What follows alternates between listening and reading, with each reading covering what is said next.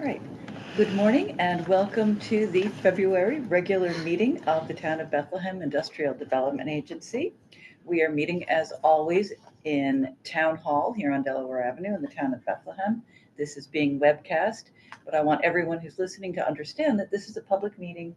Members of the public are always welcome to attend.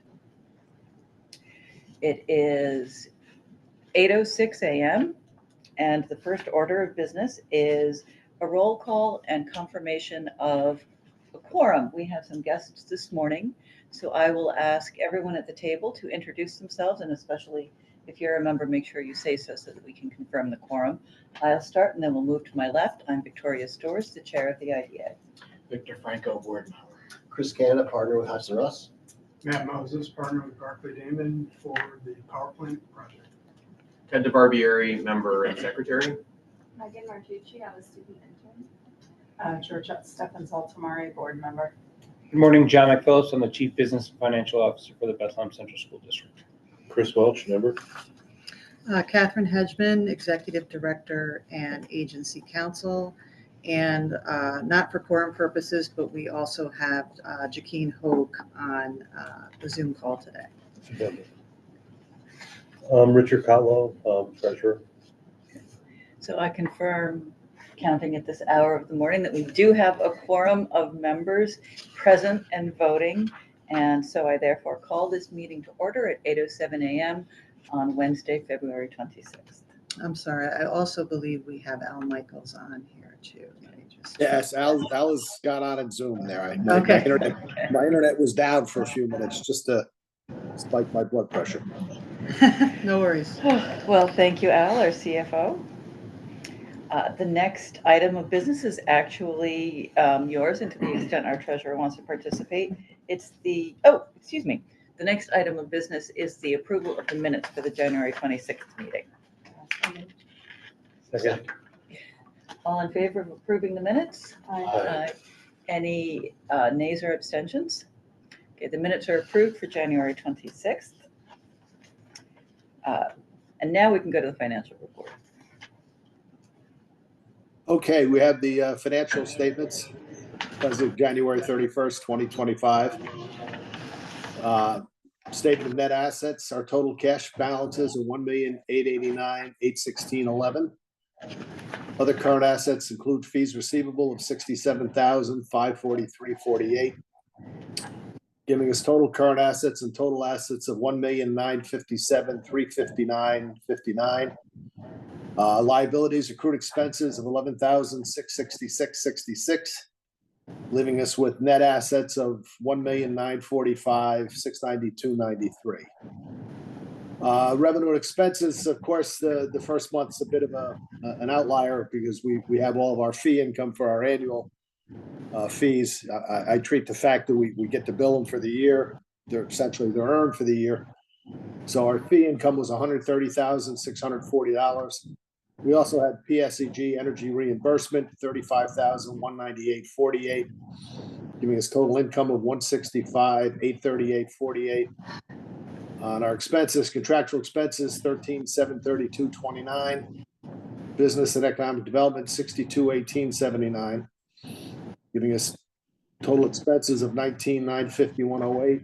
Net ordinary income of $145,887.40. Our interest income for the month was $382.29, giving us with a net of $146,269.99.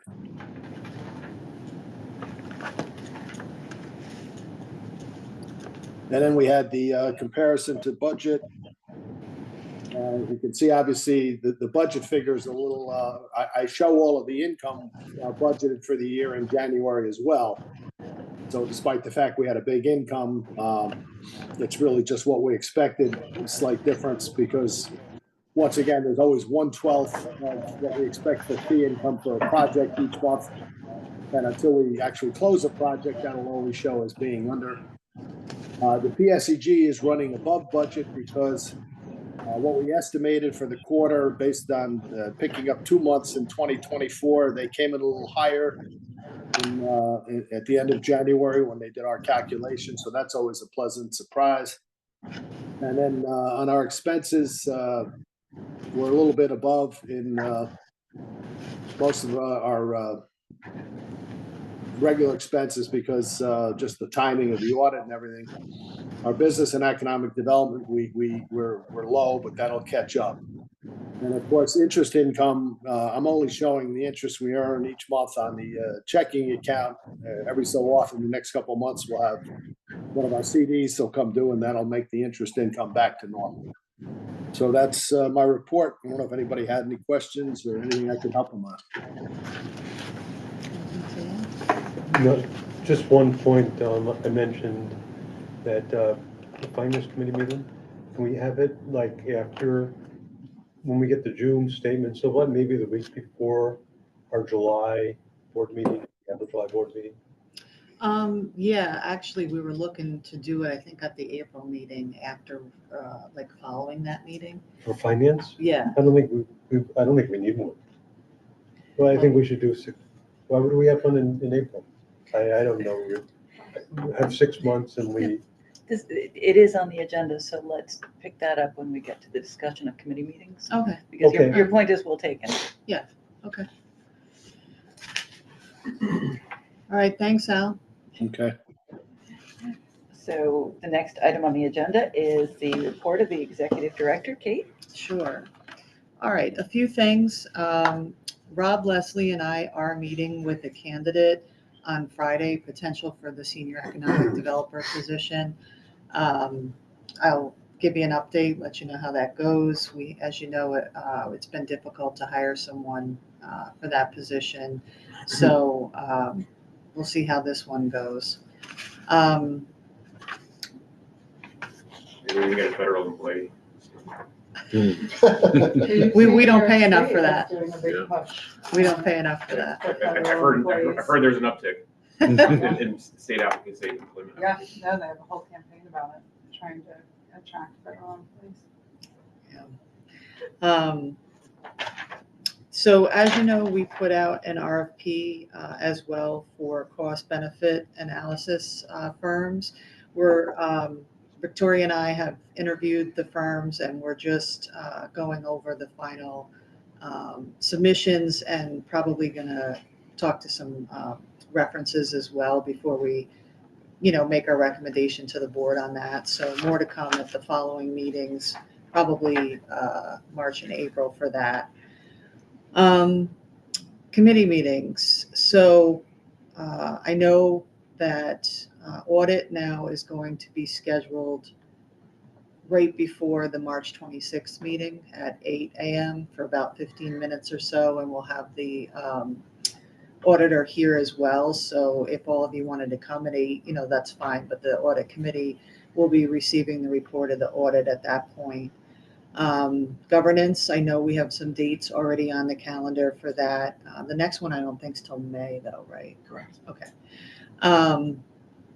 Marketing, we need to get a committee set up, and my schedule is getting crazy, so I think we want to Get something out there. yeah, get something, so we can do that, either right at the end of the meeting or Yeah. following the meeting. And then, of course, we have finance.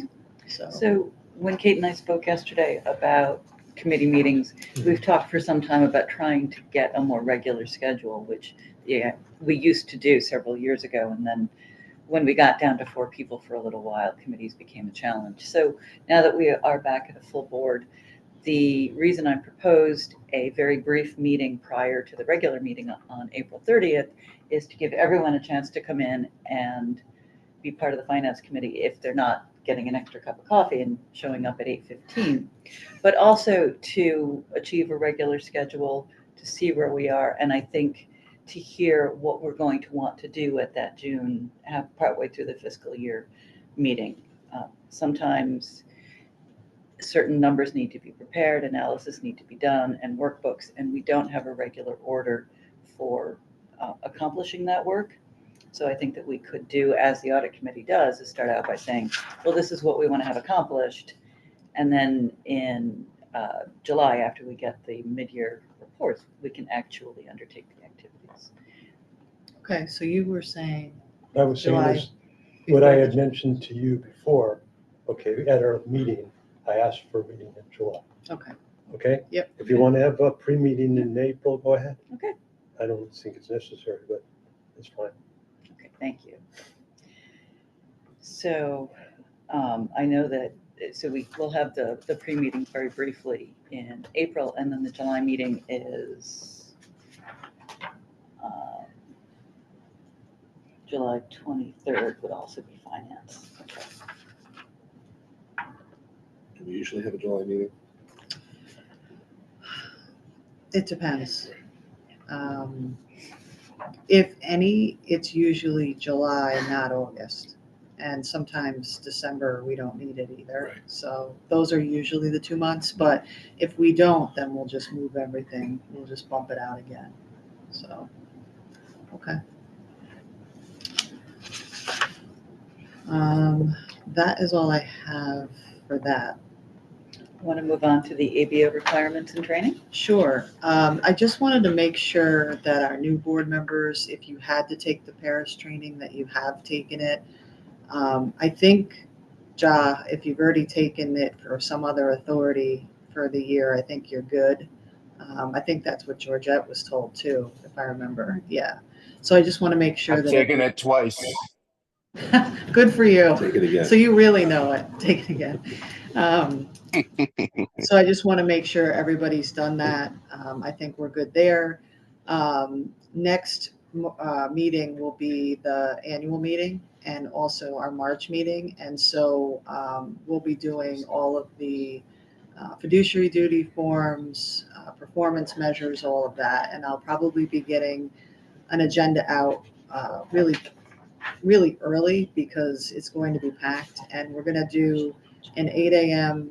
audit committee meeting in March, followed by an 8:20 annual meeting, which is probably going to last 5-10 minutes. And then the March 26th regular meeting will be start at 8:30. And that's probably going to go a while because of everything we have to get. So I budget maybe an hour and a half.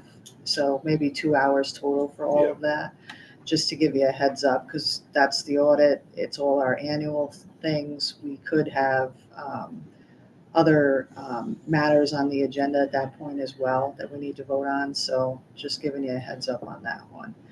Do we do annual fiduciary duty forms, or is it? Yeah, we are doing them annually. Okay. Yeah. That's fine. Yeah, I'm gonna bring them to the meeting and no one leaves without signing.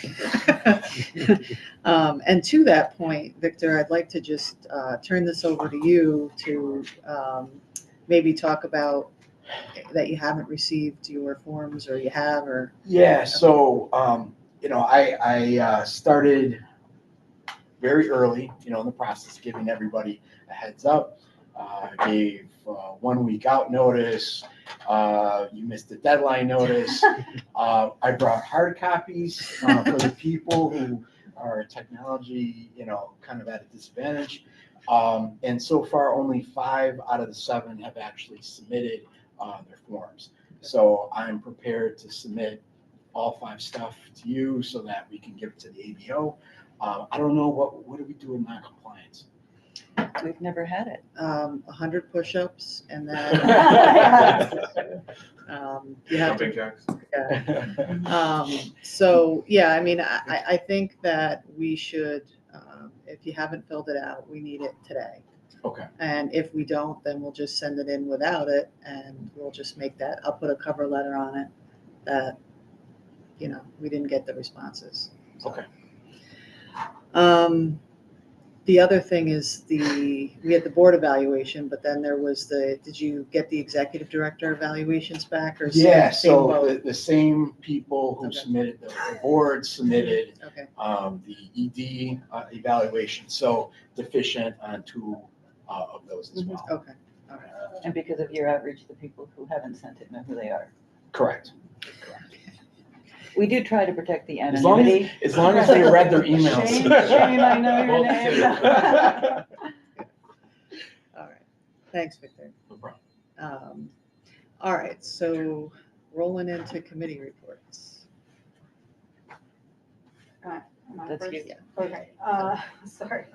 So there is a completed draft of the audit and the minutes from the previous meeting are also done. So those will go out in the coming weeks, and then we will, as Kate mentioned, we'll meet right before, at the beginning really of our meeting next month, March 26th at 8 o'clock. The audit committee will meet with our auditor and review the draft. You'll have an opportunity to ask any questions or recommend any changes that we'd like to see. And then it will go to the full board at that board meeting for approval. Any questions on that? This is great. Last year, our audit was a lot later, like it didn't, so we're in good shape for this. Right? Yeah, just quickly, Kate and I sat down and talked a little bit about some of the priorities for the marketing committee, the new marketing committee, just a few of them. Sort of focusing on what sponsorships and memberships we want to have moving forward would be one thing. Developing a plan to promote our presence as members at partner events, so CEG, the Chamber, EDC. We talked a lot about scheduling some sort of a local business event or mixer, maybe in June or semi-annual, something like that. Coming up with a speaker and some content so we can try to bring in businesses and maybe build up some deal flow in terms of existing customers that might, or existing businesses in town.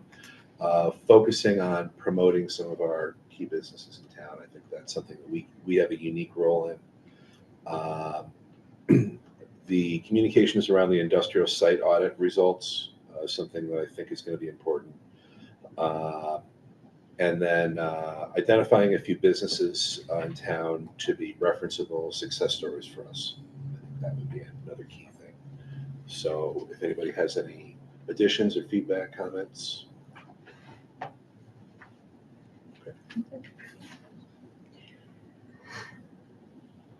I would like to mention and invite those who were at the EDC conference just a couple of weeks ago for exactly what you were saying. We had a great turnout. Most of our members were at the New York State Economic Development Council meeting. And Ja was on a panel. And Ja was on a panel, so we had a Really good terrific job. turnout. I don't think any IDA, including the very large ones, had this many members. And so I would invite the attendees to say a word or two about the experience and what you learned and might hope to find out at another one. I thought this year was the content was a lot better. Yeah. Not that it was terrible or anything the last time, but I just thought there was an improvement in content and relevance to things that are going on. And there was a panel on housing, which kind of fits into, wasn't something that was traditionally discussed necessarily at an economic development conference. And so, I think New York in particular is going to see a ton more housing projects, and it just seemed, pertinent that they would have a panel on that. That was the panel that Ja was on. So I thought that was really good. I sat in on the wetlands. Oh, yeah. Yeah, so the impact that will have on development is a little scary. Yeah. It was a lot of technical jargon that may or may not have gone over my head, but, really just understanding what that does for some of our sites and the impact of that. I think will be It's already a big deal. impacted the Peacock building deal because they have to wait now to see what the town zoning is going to be and finalized. And when I talked to the developer, they were really interested in moving forward, but if their area for development is now the footprint doesn't make the numbers work, then that's going to be an issue. So fingers crossed, or they'll have to rework something that might work there. But I'd hate to see it go another 30 years for that building. So, anyway. So I appreciated the fact that you get to hear from different municipalities and what they're doing and how they're doing it, and kind of like trying to steal, nuggets of ideas, going forward. I also liked the ability to talk to different vendors. Like there was a vendor there that allowed for online applications as opposed to a paper process. So I was able to talk to that person and say, what fields do you collect in terms of information? And then, of course, how does that spill over to the governance project of reevaluating our own application? So it was just, it was a good experience, and I'm glad I went. I'm very glad to hear that. I was really impressed with Jaws panel. He did a great job. And he brought up some comments that I thought people might have found a little uncomfortable, which I thought was great. So, yeah. You're right. All right. Yep. I had a number of sidebars with other organizations as well as the panels. Between the wetlands, which I'm glad that you are at, I was at a couple of the energy related, including the big luncheon, and energy leaders throughout the state. And so there were two headwinds for economic development that were very strongly discussed. One was, not just energy supply and generation, but some of the challenges with getting the generation to a site that's to be developed and who's going to pay for that. It was a really interesting question to come up. And then also the supply chain lead times is just decimating projects. So, I was heartened, we don't have a mega site here in Bethlehem. Our sites are much smaller. So it was really interesting. And I'd like to learn more about how you can move forward with a small site that isn't making super big headlines. But the other headwind that was a strong theme, Georgette, as you put your finger on it, is the wetlands and, uncertainty in time. But it was really good to talk to other people who are trying to do what we're doing. Just one additional point on the energy conversation. I thought it was really interesting. They were talking about the costs of the actual equipment and how exponentially those costs have gone up in 5 years. And a transformer that used to cost about $1,300 is now $3,500, and the telephone poles were 15 times the cost. And so as we're thinking about these kinds of things, we've got to make sure that there's enough lead time for those challenging parts. And I assume that also has spillover for pre-existing sites or projects, like trying to get, our bus fleet at the school district up to EV, and bringing in the power in order to do that. So, I mean, all those expenses got to tie into that. Well, and locating the substations and transformers. Right. So The kids think it's cool. Yeah, okay. Electric Yeah, buses. stealth mode. Yeah. Well, the next one's going to be in May. That involves travel and hotels, but the marketing committee is thinking about what we might want to do there, so I'll let them do their work. Okay. So that brings us to communications and old business. Anything? I think we got motion to. Oh, forgive no, me. we already did that the last Yes, two right. meetings ago. We did. I've just been lazy. That's okay. Okay. I thought we did, but Yeah. it's not on the agenda. Yeah, see, I'm reading the agenda without Hey my guys, reading glasses. I had a Thank thought. you. Yeah. Can you guys hear me? We Yeah. can. I just wanted to say, related to the EDC conference, thank you for the love. I appreciate all my bumble along. I'm sorry, you're breaking up. You all hear me? Yeah, you're just Can breaking you hear me up. now? Yeah. No, I said, thanks for those who showed up to hear me bumble along with the rest of the crew there. But one of the things that, can you hear me? Yeah. A lot of staticky, that's why. Was the one comment that one of the panelists didn't get to mention that he brought up in our pre-call was,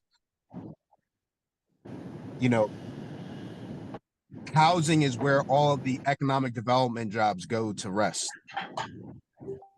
And so as we think about economic development from a business standpoint, knowing that these people have to go somewhere to sleep every day and every night is the reality of which economic development meets housing. And I think that's the part that people don't want to include in economic development that gets missed. And I keep preaching it. If you don't have a community where people want to be, you're never going to get the companies that we're trying to attract. And I think that's the reality of economic development as it pertains to New York, especially upstate New York. We're in competition with other markets like Raleigh, Charlotte, Texas, Florida, Georgia, Tennessee, and we can't be solely thinking about what Schenectady, Troy, and Rensselaer County is doing. It just will not, that's truly not our competition. And I think that was the point of some of the stuff that I heard as a silver lining of the conference. Okay, thanks.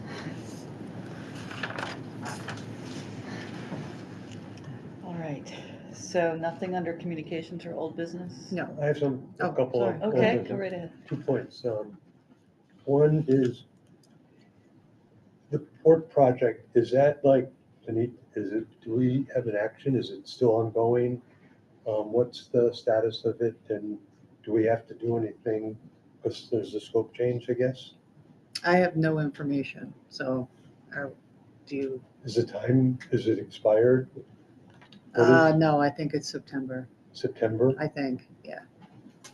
Yeah, they just received, I don't know if you saw in the paper, they just received a $19 million grant actually for the substation for power from the state. And so that piece is moving forward. They are still looking at some pieces of the offshore wind. NYSERDA has not made their announcement yet about the, I don't know, they around 5 or whatnot for the energy component. So it's not off the table. They're thinking about maybe doing an RFI for interest in the property to see if there might be other users, given the current federal, direction on alternative energies. So I think they're still waiting for the state, but they're also exploring other opportunities for that property. Okay, so we have till September to really. Well, yeah, I mean, it expires then. I mean, we really wouldn't do anything unless there's an application to renew or something like that, so. Okay. And secondly, it's a little bit off target, but we have you had mentioned that we have fiduciary duty forms. Do we have any restrictions on investment in Plug Power as a board member? Interesting. You don't have to answer it. I don't. What? I don't think so. Okay. It wasn't our deal, it was the county's deal, and. That's Yeah. I just wanted to. Okay. You buying it up? Yeah, I'll buy it up. What's the share price? Yeah, I'll buy it up. Now I'm gonna look, maybe I should. No, I do have a Hot small stock position. tips. I have nothing really, but Yeah. I was just curious about, like, I have 1,000 shares, legacy shares, but if it's a conflict, give me a good excuse to sell it. Yeah, no. No, especially, that there's not a I thing never- pending, but, it's not like you're a 70% owner of it anyway. A controlling interest really would be the problem, so. Okay, Is that it? that's it. That's it? All right. Okay, so the first item under new business, as you know, with Dave Kadara's resignation, the position of vice chair came open. And I attempted to generate interest during meetings and was met with more than silence. And between me and Kate, we have wrestled Chris Welch to the ground. We've only told him. Again. And therefore, there is a motion asking the board to elect Chris Welch, vice chair of the IDA. If you've been through our bylaws, the vice chair's role is fairly small. He'd be number one to run a meeting if I had gotten stuck down in the Southern Hudson Valley last night. But It's almost as bad as Lieutenant Governor's job. Right. so we're not going to go there. It was so good. You know, you can't be in the same room at the same time. Yeah. But one of the reasons we volunteered Chris was because with the launch of the marketing committee and raising the profile of the organization, it seemed like an appropriate kind of leadership role to take on under the organization with that very outward facing activity. So I would ask for discussion, and then someone can propose a resolution. We thank you for being willing to step into that position, and I think it's fantastic. I'm happy to make a motion if there's no discussion. Second. Thank you for your service. All in favor? Aye. Aye. Any opposed or abstaining? All right, thank you. The motion passes. We now have a vice chair. Thank you.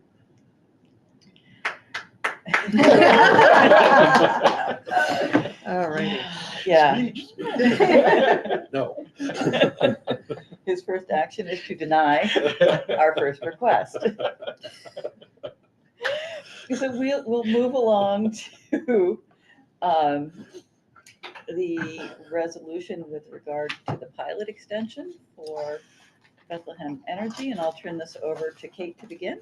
All right, thank you. So Matt Moses is here from Barclay Damon. They represent GB2 New York, and we know it is our PSEG project. As you know, we've been in extensive discussions for 6 months plus at this point, trying to come up with some terms for a new pilot, and we are continuing that discussion. I think we're getting close. But we felt that in the interest of time, and also the date for the taxing jurisdiction coming up March 31st, I think it is, March 1st, yes. We wanted to make sure that we had something in place, not only for their planning, but for our planning as a town and taxing districts as well. So based upon the success of the negotiations for the new pilot, we have agreed on a 1-year extender at this point to extend the current. We've extended it once, so it's the same terms, just for another year. We circulated the draft the other day, and John, thank you for your input, and we did change the language. We added some language regarding just clarification of when the taxes will be due and what time frame it all applies to for that. So I think, at this point, hopefully you had a chance. I know for some of you, it's probably the first time you're seeing an actual pilot, even though it's an extension, pilot documents, and we have a splitter today that we're going to look at for Vista. So I guess at this point, if there's any questions, where I can open it up for discussion, thoughts, anything anybody wants to ask. Yeah, just as the school, looking at, Exhibit A, I get excited as a parent of 2 kids who are in school district. Happy with this? So the way pilots work in a school district setting vis-a-vis the tax cap compliance components, an interesting sort of balance. So when I was preparing the 24-25 school budget, I had to make some assumptions in terms of where the PSEG GB2 pilot was going to be for 25-26. The only thing I had was the extension. The district had planned for that pilot to roll off Okay. meaning onto the tax rolls, because I didn't want to be in a position where I'd assumed some value of revenue coming in that wasn't going to be realized. So in order to do that, I did some additional planning in terms of timing of the district's debt service for the capital project that was going on, to sort of even out the ins and outs of the school district budget over several years. Fast forward today, we're grateful for the Surprise. pilot. Yeah. It just happens to be that I'm presenting to the board tonight on the 25-26 budget. So I got to run back and make a couple adjustments to my slide presentation. Happy to do so. But what was interesting, because of the planning I have done in 24-25, 25-26, the way the tax cap compliance form works, I am not able to increase taxes as much as I usually or could have, because the pilot would have rolled off in the first instance. Mhm.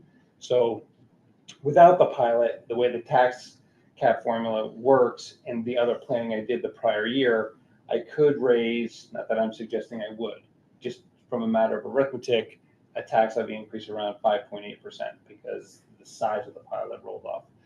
With the pilot now back on, and the other decision points I made, the tax levy can only increase by roughly 1%, which again is helpful, but the tax cap Is the problem. law is the problem because it doesn't reward long distance financial planning. It doesn't really help if you leave, at least in the school district setting, if you do not tax up to the maximum amount allowed, you don't get to keep that to be used for a rainy day. Right. On the municipal side, you do up to a certain percentage, but the school district, it's use it or lose it. The district, in keeping an eye out for taxpayers and residents and business owners, isn't looking to tax any more than it needs to, regardless of the authority it is provided. So we did leave roughly $1.4 million of tax levy dollars on the table last year, which I would really like this year, just given some of the pressure that we're feeling. So, short story, we appreciate the pilot for the extension. It provides at least some foundation in terms of where 25-26 is going.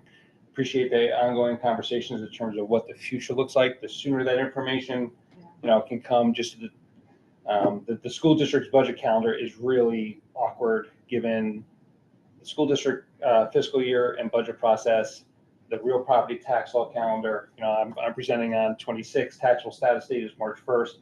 Leaves me about like 3.5 days to sort of get everything together. So that's a yes? You like it? absolutely.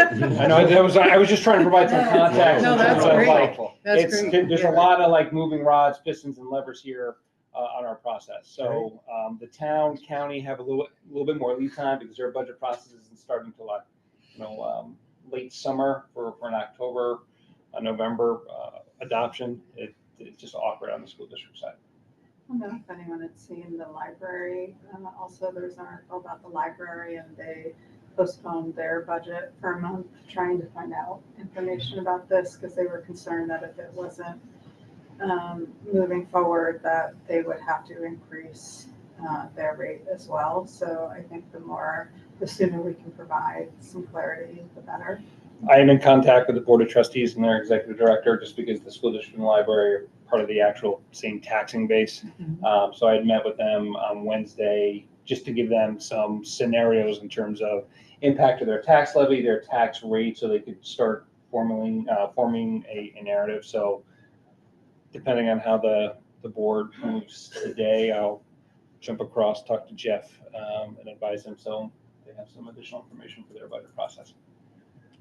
So our approval saves the school district voters 4%. Yes. I'm in favor. His kids are grown too.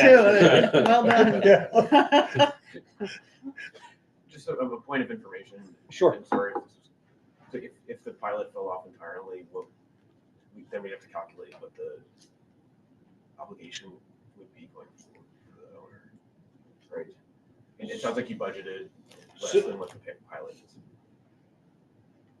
So the pilot is treated as a revenue stream in the same way that state aid is, or interest income. That all gets thrown into the mix against what we anticipate our future expenditures to get to your tax levy.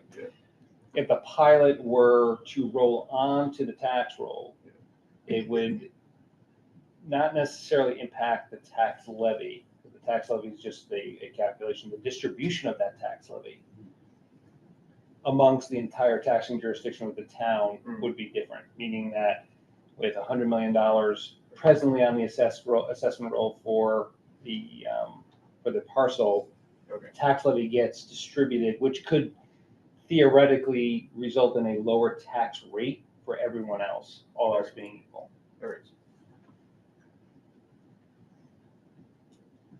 So periodically, the New York State EDC will make a push with the state legislature to adjust the tax cap. And this isn't something that I'm an expert on, but I think we could all learn more about the provisions that generally within the way the New York State tax cap works is if you have, private investment that raises the assessed value of especially a commercial parcel, that should be good, especially a rebalancing of the distribution, just what you were talking about. But I believe there's a provision in the tax cap that we'd like to understand better, where if there's a pilot, some of that is excluded. And that creates a situation where, just like you were talking about. So I would like to know, as you're going through the various legislative initiatives that affect IDAs, if we could have some time to understand a little bit better how that works. Okay. Or doesn't work. Speaking of legislative updates, we will have one, Megan and I, for the next meeting for you. There's Great. actually some interesting legislation in the legislature that's been introduced for this term regarding IDAs. So we're working on a spreadsheet for you and have Megan give a report for us on that.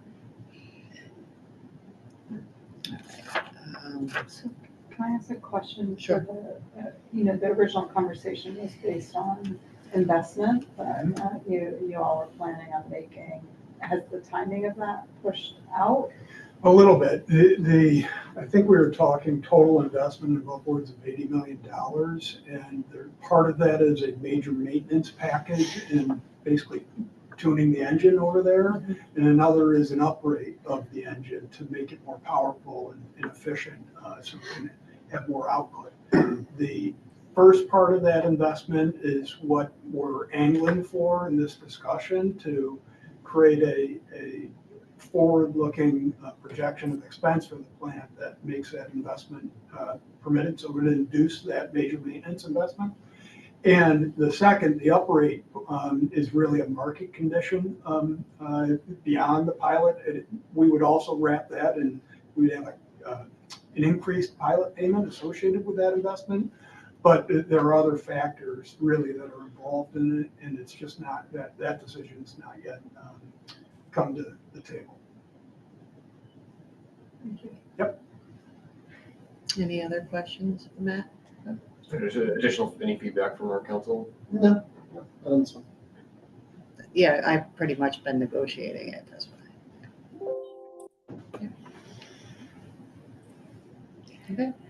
If there are no further questions or discussions, then I would invite a resolution to authorize the extension. So moved. Second. All in favor of the resolution authorizing the extension, modification, and amendment to GB2 New York? Aye. Any nays or abstentions? So the motion was made by Ted and seconded by Chris. Great, and the motion passed unanimously. Thank you. Thank you. Good job. And as happens periodically, we have a resolution for a splitter agreement having to do with the way the Vista pilots were originally created. And I will turn this over to Chris from Hunters and Russ. Thanks, Victoria. I'm a little hoarse. I've been sick for the last couple of days, so apologies for my voice. This is my first jump into the Vista Park pool, and just trying to kind of understand the structure that was created was a little bit of a brain damage, to say the least. So I'm just going to start from the beginning, and just as I understand it, and I have to answer any questions, but as I understand it, Vista Park if you look at it like as a pie, it was subdivided into different parcels and a bond was issued. And when a new tenant comes into Vista Park, a set of what we're calling splitter documents are entered into with that new tenant, and they are now on the hook for that debt service on that bond. So this resolution relates to the Plug Power Facility at Vista Park. So Plug is just the tenant. The owner is Campus Associates XI LLC, which is a Columbia development entity. They've owned the building for a couple of years. A new company called 125 Vista Owner LLC submitted an application to purchase the building from the existing owner. That application should be in your board packet.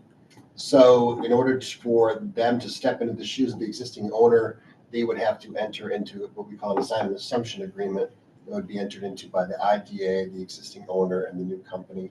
And they would step into the shoes of those splitter documents, and everybody goes along their merry way. There's also an existing pilot on the property with the Albany County IDA, and there's an existing pilot agreement and street lease with that entity. This just relates to the splitter aspect of this. So that's the 40,000 foot summation of that, and I'm happy to answer any questions. Well, let me say a few more things. Sorry, as I tell you that. This isn't an action under seeker. We make a seeker determination that it is not an action.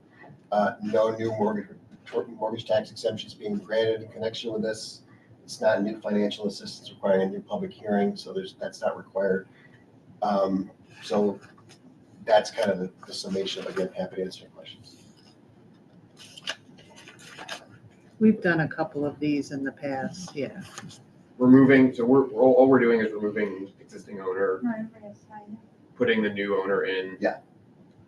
And the status quo for the prior approval is. Is there any building on the property? It's the Plug Power Facility. Yeah, it's the Plug Power Facility. Okay. Yeah. Yeah. Okay, fine. Do we know if they're gonna build anything new, this owner, once they Right now, I think separated the plan apart? is just to step in for ownership. There hasn't been any discussion of any kind of new process. And there's a blank in section 2 of the document for an administrative fee of the IDA in connection with this. I wasn't sure if the IDA wanted to charge a fee. Yeah, we usually do. So- I did tell Nadine, I'll send it to you. Okay, what they- that's fine. That's Yeah. fine. So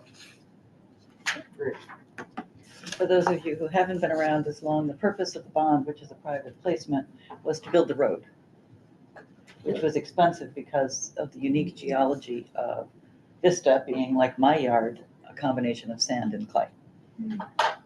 And that bond is going to expire, well, it will be fully paid off fairly soon, and then it may be that we don't have to do these splitters because the IDA's role, we're just a pass-through entity for the bond. Correct.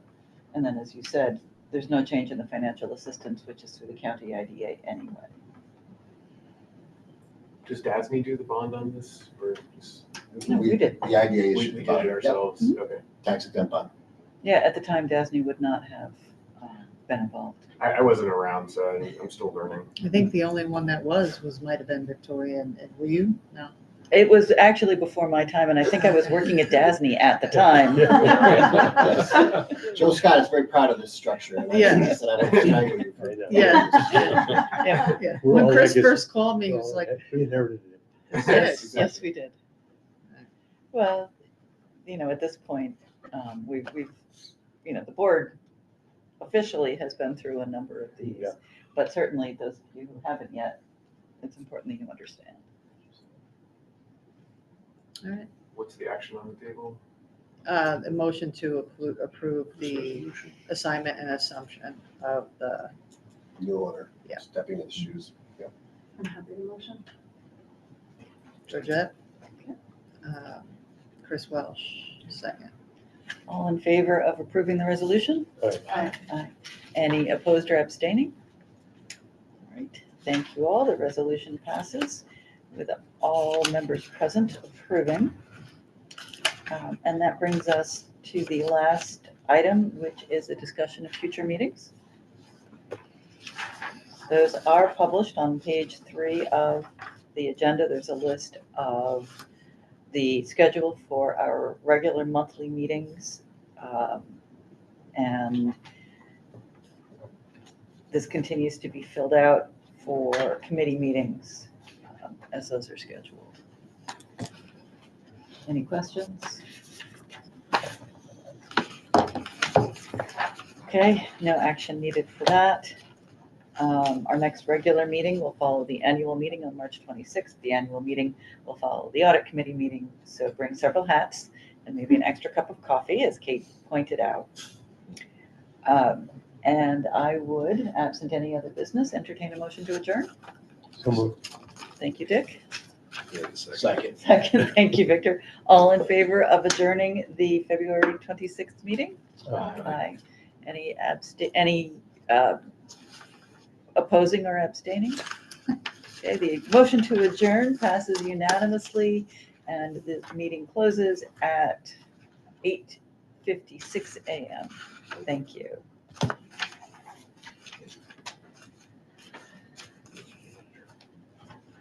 All right, we're going to turn that off. See a little more. Sure. See you, Chris. Thank you all. Thanks. Appreciate it. Thanks. Yeah, take care.